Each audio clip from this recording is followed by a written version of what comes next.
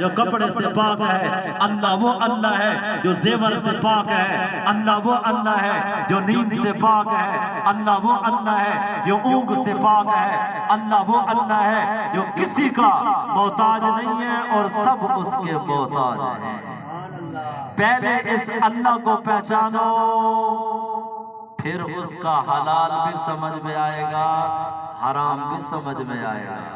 پھر اس ہستی کو پہچانو جس ہستی نے آ کے اللہ کا تعارف کروایا ہے۔ وہ ہستی کون ہے؟ محمد مصطفیٰ۔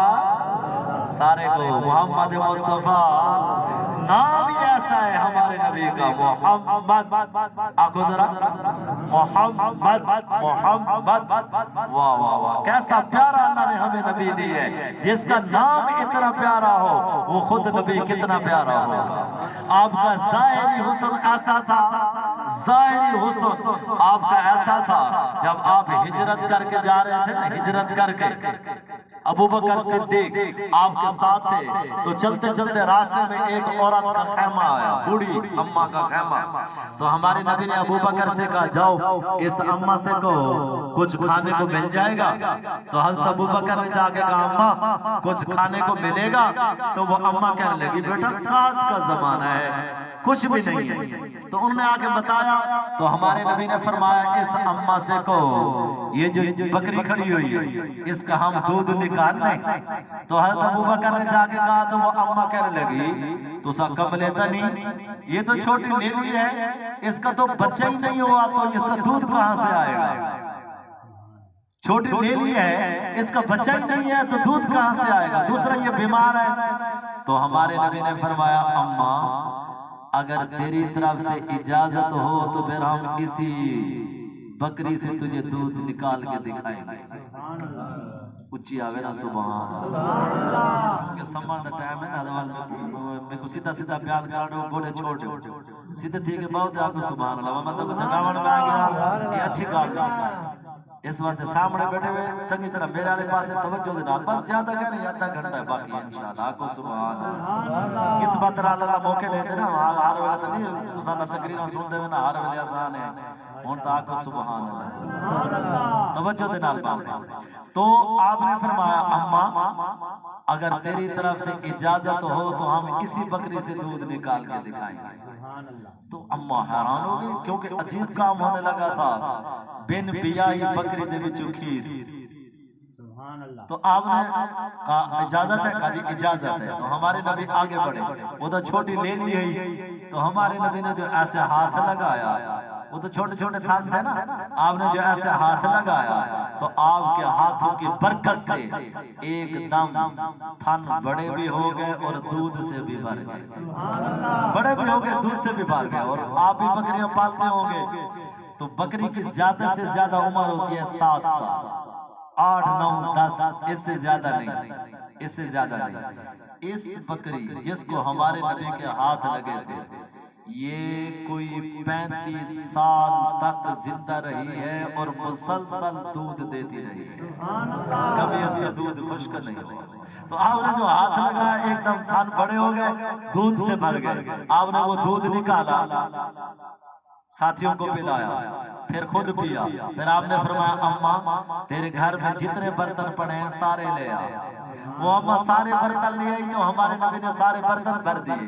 پھر آپ آگے چلے گئے، شام کو اس کا خامد آیا گھر میں، گھر میں دیکھتے ہیں تو دودھ دودھ، کہنے لگا بکریاں تھا میں چھک لیا تے کھیر کتوں آ گئی، گھر میں دودھ کیسے آ گئے؟ تو وہ اماں کہنے لگی، اس کی بیوی کہنے لگی اللہ نے اس بکری سے دودھ عطا فرمایا ہے۔ تو وہ کہنے لگا تو پاگل نہیں ہو گئی، تو قبلے نہیں ہو گئی، اس بکری سے دودھ کیسے آئے گا؟ اس نے کہا ایک قریشی نوجوان آیا تھا جس کے ہاتھوں کی برکت سے اللہ نے اسی بکری سے دودھ عطا فرمایا۔ تو وہ کہنے لگا اچھا وہ نوجوان کیسا تھا ذرا مجھے بتاؤ۔ تو وہ اماں کہنے لگی رأیت رجلا ظاہر الوضاء، میں نے ایک نوجوان دیکھا جو صاف ستھرا تھا۔ کیسا تھا؟ اس اماں نے تو ہمارے نبی کا لمبا حلیہ بیان کیا سارا، میں اس کو ایک جملے میں کہتا ہوں۔ اس اماں نے پتہ ہے کیا کہا؟ اماں آکھن لگی کیا بتاؤں وہ کیسا تھا، ایویں لگدا ہے ایویں لگدا ہے ایویں لگدا ہے جویں آسمان دا چاندر کپڑے پا کے زمین تے آ گیا۔ ہمارا نبی ایسا تھا۔ حضرت جابر رضی اللہ تعالیٰ عنہ فرماتے ہیں ایک دفعہ مسجد نبوی کا سین تھا، میں بھی گیا عمرہ کرنے، تو ساری زندگی اتھے ہی گزاری ہے۔ اللہ اکبر۔ میں جب گیا تو میں چلا جاتا تھا سامنے جنت البقیع میں، عصر کے بعد اذان نماز جلدی ہو جاتی، پھر میں وہاں چلا جاتا، اللہ کے نبی کا روزہ سامنے، مسجد نبوی سامنے، اور اللہ کے نبی کے گھر کے اندر میں بیٹھا ہوتا تھا۔ وہ سارے تو وہاں دفن ہے نا، سارے آپ کے گھر والے وہاں دفن سامنے جنت البقیع میں، تو وہ سارا گھر سامنے ہوتا تھا، پھر سامنے روزہ ہوتا تھا، پھر مسجد نبوی ہوتی تھی، پھر میں وہاں بیٹھ کے وہ ساری باتیں یاد کرتا تھا اللہ کے نبی کی زندگی کی۔ وہ بیٹھ کے پھر درشنی پڑھنے کا یا نعت پڑھنے کا مزہ ہی کچھ اور ہوتا تھا، چاسی کچھ اور ہوتی تھی۔ تو اللہ کے نبی مسجد نبوی کے سین میں تھے، اوپر 14ویں کا چاند تھا، تو حضرت جابر رضی اللہ تعالیٰ عنہ فرماتے ہیں کہ ہم کبھی آسمان والے چاند کو دیکھتے تھے، کبھی مسجد نبوی والے چاند کو دیکھتے تھے، تو ہمیں مدینے والا چاند آسمان والے چاند سے زیادہ حسین نظر آ رہا تھا۔ جس کا ظاہری حسن ایسا ہو، اس نبی سے پیار کرو، پھر تمہیں شادی سنت کے مطابق کرنا سمجھ میں آئے گا۔ پھر شادی جب ہوگی پھر ایسی محفلیں ہوا کریں گے، اس پر آپ لوگ جتنے بیٹھے ہوئے، جتنی بہنیں ادھر سن رہی ہیں، آپ ابھی سر سجدے میں رکھو، اور قیامت تک سر سجدے میں پڑا رہے تو ہم اس کا شکر ادا نہیں کر سکتے کہ اس 14ویں صدی میں، اس دور میں اللہ نے شادی کے موقع پر ایسی محفل سجانے کی توفیق عطا فرمائی۔ ہر کسی کو نہیں ملتی، وہ تو ہے آقا سبحان اللہ، یہ ہر ایک کو توفیق نہیں ملتی، اللہ جس کو پسند کرتا ہے اس کو توفیق عطا فرما دیتا ہے۔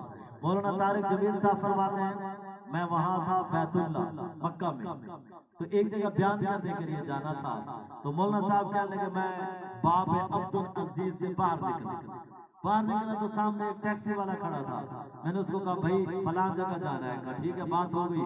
مولانا کہتے ہیں میں بیٹھ گیا، چلتے چلتے جب گاڑی چلی تھوڑا آگے جا کے جو بھی حاجی یا کوئی گاڑی والا آگے آتا یہ اس کو گندی گالی نکالتا عربی میں، اور وہ یہ سمجھ رہا تھا یہ پاکستانی سے سمجھ نہیں آ رہی، مولانا صاحب تو سمجھ رہے تھے، تو مولانا کہتے ہیں میں تھوڑی دیر تو برداشت کرتا رہا، پھر مجھ سے رہا نہیں گیا، میں نے کہا بھائی یہ اللہ کے مہمان ہیں، آپ ان کو گالیاں دے رہے ہو، ویسے ہوا کہ بھائی یہ تو سمجھ رہا تھا۔ تو مولانا صاحب کہتے ہیں پھر ہم تبلیغ والے تو تھوڑا سا راستہ ڈھونڈتے ہیں کہ کسی طرح اللہ کی بات ان تک پہنچ جائے، تو مولانا کہتے ہیں میں نے تھوڑا دعویٰ دینا چاہیے، تو مجھے کہنے لگا مجھے کیا سمجھاتے ہو، مجھے کیا سمجھاتے ہو، مجھے 10 سال ہو گئے ہیں میں بیت اللہ کے اندر داخل نہیں ہوا۔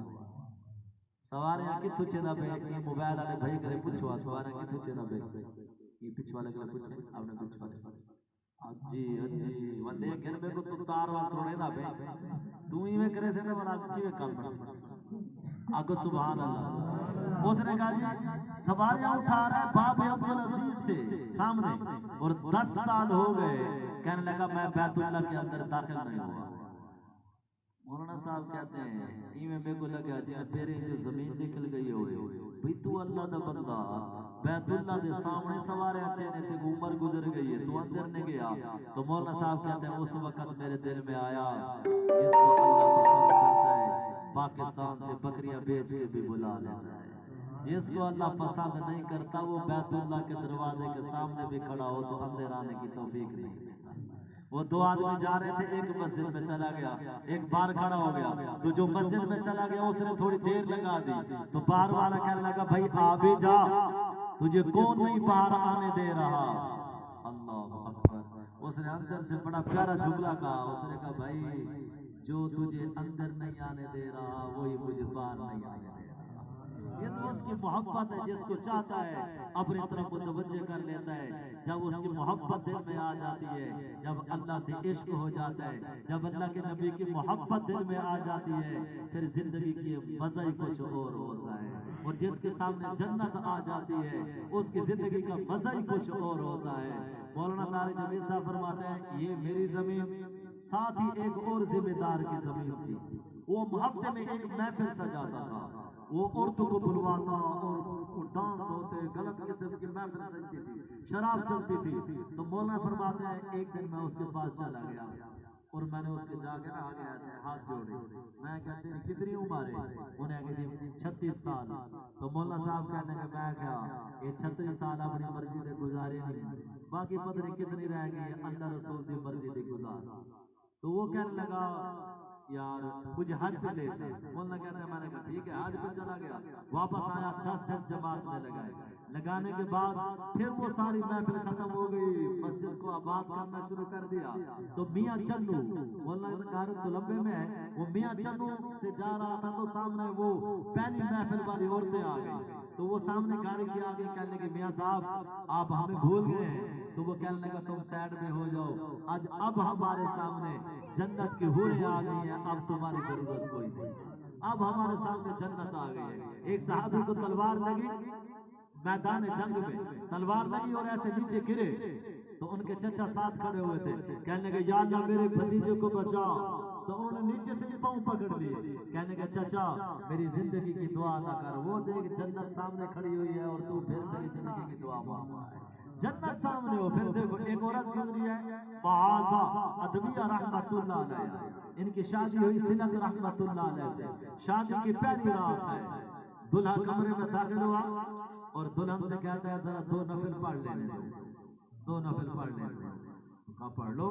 اب مصلی پہ کھڑے ہوئے اللہ اکبر، اب جب اللہ اکبر ہوئی اور قرآن شروع ہوا اور ہوا اور ہوا اور ہوا، فجر کی اذان ہو گئی اور سلام نہیں پھیرا، شادی کی پہلی رات نفل پڑھتے ہوئے گزر گئی۔ جب بیگم نے دیکھا بھئی یہ تو سلام ہی نہیں پھیر رہا، وہ بھی اٹھی اور ساتھ اللہ اکبر، پوری رات عبادت میں گزری۔ صبح ان کے بھائی کہنے لگے ہاں بھائی سنا رات کیسی گزری؟ کہنے لگا بس وہ نفل پڑھنے میں گزر گئی ہے۔ اس نے کہا تیری اس لیے شادی کی تھی تو نفل پڑھتا رہا؟ کہا سننا ذرا جواب سننا۔ کہنے لگے بھائی آپ نے مجھے کل گرم پانی سے نہلایا تھا، پھر مجھے جہنم یاد آ گئی تھی، پھر رات کو جب میں کمرے میں گیا تو تو نے کمرے کو سجایا ہوا تھا، اسے دیکھ کر پھر مجھے جنت یاد آ گئی، پھر میں اسی کی محبت پہ کھڑا ہو گیا، بیگم کے ساتھ ہی کھڑی ہو گئی، کٹے نہ راتا مسلے تھے اداواں مسکرا پئیاں، جنہوں نے دل اللہ کو دیا ہوا تھا شادی کی پہلی رات بھی مسلے پہ کٹ جاتی تھی۔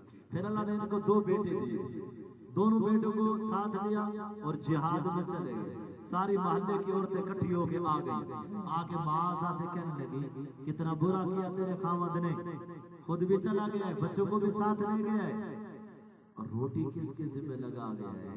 آج ہمارا سب سے بڑا مسئلہ روٹی بنا ہوا ہے، روٹی کس کے ذمہ لگا گیا ہے؟ تو وہ کہنے لگی جواب سننا ذرا، ساری بہنیں بھی غور سے سننا، جواب سننا، کیا کہنے لگی؟ کہنے لگی وہ تو خود روٹی کھانا رہا، وہ میرے کو روٹی کیا کھواڑی ہے، وہ تو خود روٹی کھانے والا تھا، اس نے مجھے کیا روٹی کھلانی تھی، اور روٹی کھلانے والا اللہ ابھی بھی میرے پاس ہے، روٹی کھلانے والا اللہ ابھی بھی میرے پاس ہے۔ یہ ذہن بن جائے بس، یہ محنت، یہ ہمارا ذہن بن جائے، ہمارا اللہ ہمارے ساتھ ہے، میرا اللہ میری سن رہا ہے۔ پھر والا نوح جڑی ہے نا، نوح ول آ کے اپنی ساس جانگانی اپنی ماں کو نہ ڈسے سی، ول اللہ کو ڈسے سی، ول نوح اپنے سورے جانگانی آ کے اپنے پیو کو نہ ڈسے سی، ول کے کو ڈسے سی، اللہ کو ڈسے سی۔ جڑے ویلے مشکل آسی ولا پیو ماں دے گھراں دے پاسے رخ نہ کرے سی، اتھائی میں تے مسلے تے اللہ دے سامنے روسی کہ یا اللہ میں تیری بندی ہاں، تو میرے کو پیدا کی تھی، میرے سارے حالات تو ٹھیک کر، نہ ماں دھی کو سناوے تے نہ دھی ماں کے کو سنے میرا کون سن دے، سارے سنان تو بعد آخر کیا دن اچھا ول اللہ ہی کرے، اسا ول خود نہیں کر دے۔ تو ساکھو نا ماں دا کلا پتر ہوئے یا کہ اماں آکسی جی والا کہ اماں آکسی ہوں والا کہ اماں تا ماں آکسی سر نہ کھا۔